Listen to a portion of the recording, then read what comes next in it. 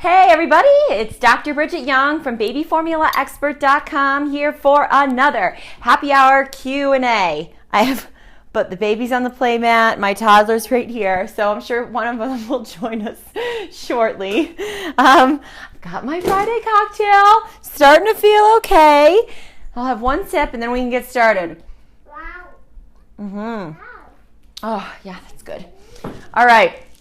So today I want to talk about a question that I get a lot, that's more hypothetical for some people, but that I really want to address because I think it's really important, especially if you are just thinking about picking out a formula for the first time. And that is age-specific formula legitimate? You know how some formulas say just for newborns, and then there's infant formula, and then there's a toddler formula phase. Is that a legitimate thing? Should I really be following those stages with formula? Let me grab my notes here. I have extensive notes for this. I'm very excited. So the short answer is nope. It's complete BS. It's a total marketing ploy. That should end the video there. But I put on makeup, so we're going to talk about it for a little while longer. Consult my notes here. So I'm going to take you through a couple of examples, and I feel bad, but I'm going to pick on Enfamil today. Most of the formulas do have some kind of age-specific marketing. I'm just using Enfamil as an example. I don't have anything particularly against them.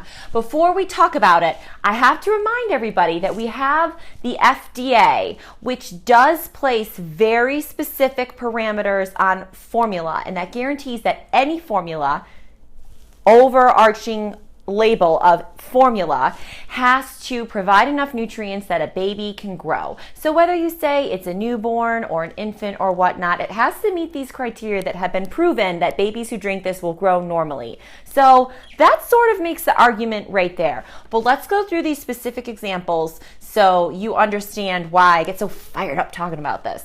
If you have been on my website at all, you know that my mantra is really no matter what question you ask me, the answer is going to be go look at the list of ingredients. That's the only thing you can trust and the only thing that will really answer your questions. Side note, can you believe the baby's still just lying here on the ground?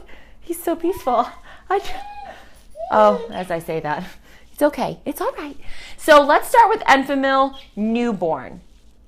Now they advertise that it's specially designed for newborns 0 to 3 months because it has just the right amount of choline, which is found in breast milk, DHA, vitamin D, and they don't advertise calcium, but we'll talk about that later. Let's handle choline first. Every single formula that Enfamil makes has choline, and it all has the exact same amount. So there's nothing that makes the newborn formula special in terms of how much choline it provides. Also, let's knock DHA out of the window. Every single formula that Enfamil makes for every single age has DHA in it. So marketing it as some sort of special thing for a newborn doesn't make any sense. So what do I always say? Check the list of ingredients. These are the first major ingredients, so all the macronutrients in the formula. 1, non-fat milk. 2, lactose. 3, your veggie oil blend, which is the same across all Enfamil formulas. So again, nothing special there. 4, up to 4, whey, and then 2 prebiotics, galacto-oligosaccharides and polydextrose. So somehow this is supposed to be very special for infants 0 to 3 months. Oh, there's Petey, be gentle with him. Sorry, toddler and baby playing. So let's talk about, you gotta excuse me. Petey, no, gentle with his face. Gentle with his face. Mom will be joining us now. Say hello, baby. Okay, sorry for the interruption. Let's talk about infant formula. So now Enfamil markets this for older babies. Well, they just say 0 to 12 months, but not just the 0 to 3 months, which is newborn. They advertise that this formula has a special amount of DHA and prebiotics, which makes it specially suited for slightly older babies, older than 0 to 3 months. Well, we already handled that. There's no difference in the DHA. The prebiotics are, Petey, gentle baby. He's knocking into the, yeah, that's a tripod. The prebiotics in the infant formula are exactly the same, just in the reverse order. So there's probably a tiny bit less galactooligosaccharides and a tiny bit more polydextrose than in the newborn formula. This doesn't really make a difference. Both of these are safe. Neither of them are in breast milk. They're trying to make up for the natural prebiotics in breast milk. So changing the order isn't really going to make one more or less similar to breast milk. So that's no different. And literally, and there's a tiny amount less vitamin D in the infant formula compared to the newborn formula. Such a small amount is probably not even worth talking about. Both well within the range of normal. That's it. Those are the only differences between the two formulas. So basically, when from a 10,000 foot view, they're identical. So it's true marketing that what they want is mothers to buy newborn formula till 3 months, buy a big can, not be able to make it through it, and then at 3 months feel nervous that they need to switch to the other formula, so then they buy more. So it's actually brilliant marketing, but it makes me very upset because it conjures this kind of fear that you're not feeding your baby the right formula because it says, oh, that's just for newborns. They're basically the exact same thing. So let's move on and talk about their toddler formula. Again, I'm sorry I'm picking on Enfamil. For those of you just joining me, welcome. Thanks so much. We're going through examples of Enfamil different stage formulas to answer the question, is this staging of formulas by age legitimate? Like, do I need to worry about this? The short answer is no. So if you just came to find that out, you can hop off. But I'm going through to explain to you why, so that you can feel pretty safe if you're feeding a formula outside of the specific ranges. Now, the toddler formula, if Enfamil would like to consult with me, I have several ideas of why milk should change for an older baby, 9 to 18 months old, because that age baby will be eating solid food. They have changed the formula, but not in ways that I think are appropriate. Again, they changed the formula, but it's still a quote-unquote formula, so it's still going to cause normal growth in any baby, any age, that drinks it as 100% of their food. The toddler formula they advertise... Oh, Fawn is grabbing my microphone. That's probably not good to play with. Let's see if we can clip it over here.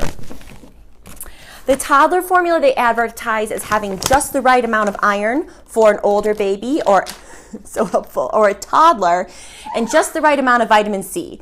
It is exactly the same amount of iron and vitamin C that is in every single one of their formulas. So it is just 100% marketing.